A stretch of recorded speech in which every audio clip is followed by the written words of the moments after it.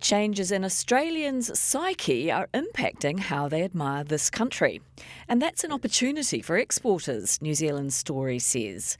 CEO David Downs joins me. And David, what's changed in the way Australians are viewing themselves and how is that affecting us?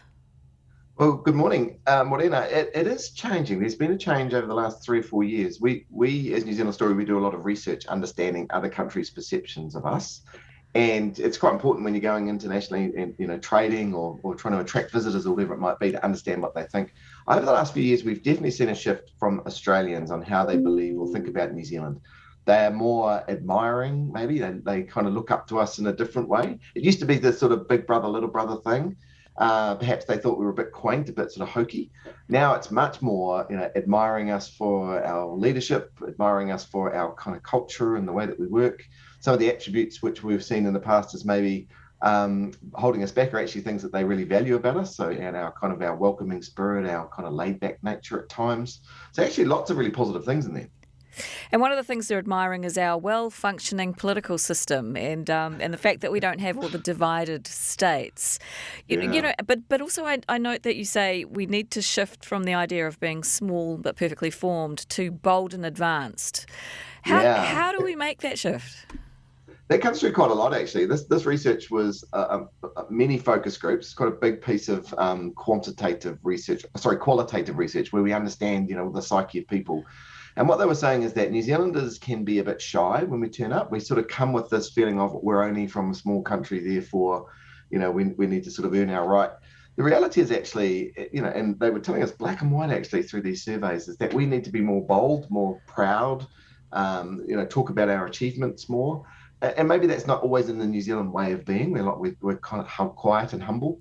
But that's the point about this sort of research. When you go internationally, you need to kind of meet the market expectations. And I think what the Australians are telling us is you've achieved a lot, you've got a lot to talk about that's really good. Why don't you talk about it more? That's long been a thing with New Zealanders, of course. That's nothing new. But this sort of change in psyche that you're picking up, how do exporters leverage that?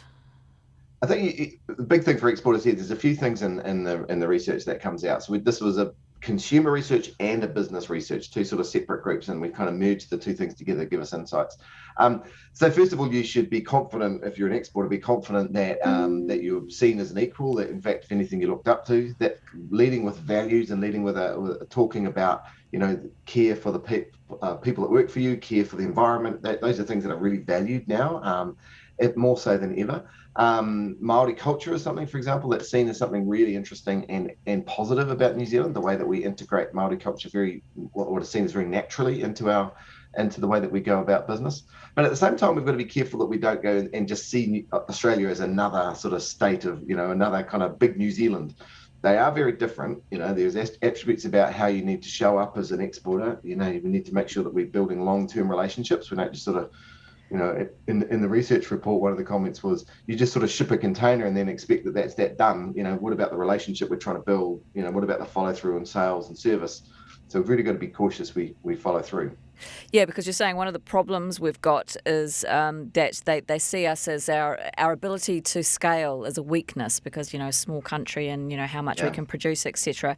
And you also say that transparency around capability is critical. Explain that. It's about being kind of open and honest about, what you can and can't deliver. And there were sort of anecdotal stories that we heard in New Zealand Trade and Enterprise, some of the trade commissioners, etc. We sort of passed this research past them and said, does this ring true? And they said, yes, absolutely. At times, some exporters can be a bit guilty of overstating their ability to scale. And when if you get your product, for example, listed into an Australian supermarket chain, that's a fantastic thing, great win. But boy, you've got to be able to follow through and deliver. And anyone that's ever sold into kind of the retail trade knows that follow through is really important. So that's the key thing here is understanding that we have value to offer and being confident about it, but making sure that we're realistic. Another point you make is trade partner pricing models can help New Zealanders compete. Just tell us a bit about that.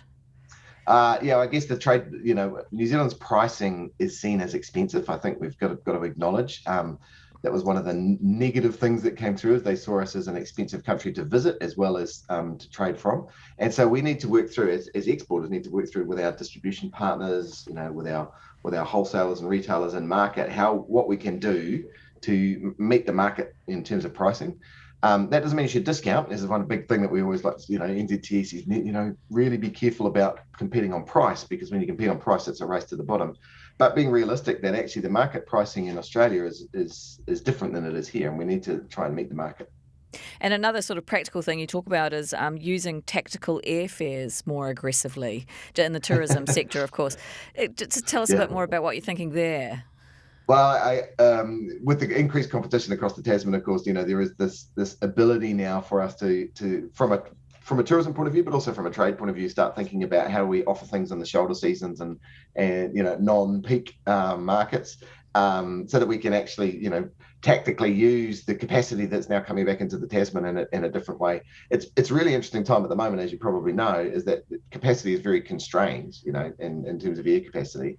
But that's going to change quite rapidly over the next 6 months or so, as the airports are telling us that more airlines are returning, the airlines are putting on more capacity. So there's an ability now for exporters, but also for the tourism operators to think about, okay, so how do we make the most of that? Like, where are those pockets of where we can create demand? And can NZTE help with some of this advice? I mean, it's obviously pretty strategic, some of the stuff you're talking about. It is, yeah, and that was what's nice about this research. It gives us a really, contemporary and refreshed view of the market. And as I say, we've worked with NZTA and their trade commissioners and business development people, and said, is this making sense? And what are we going to do about it? And NZTA have actually just recently launched a program, I think, called How to Show Up in the Market in Australia. And the point there is they are trying to really reinforce some of these messages. The nice thing is the research actually highlights some things that we've been talking about, or NZT's been talking about for a while. So they've got this program now. It sort of talks about how you be more bold in your marketing, how you kind of have an authentic but more powerful voice, if you like, as in marketing sense. How you deliver against the expectations of your partners and wholesalers. So they've got some quite practical tips and tricks that are on their website, I think. David Downs, thanks for joining us. Can't wait. Thank you.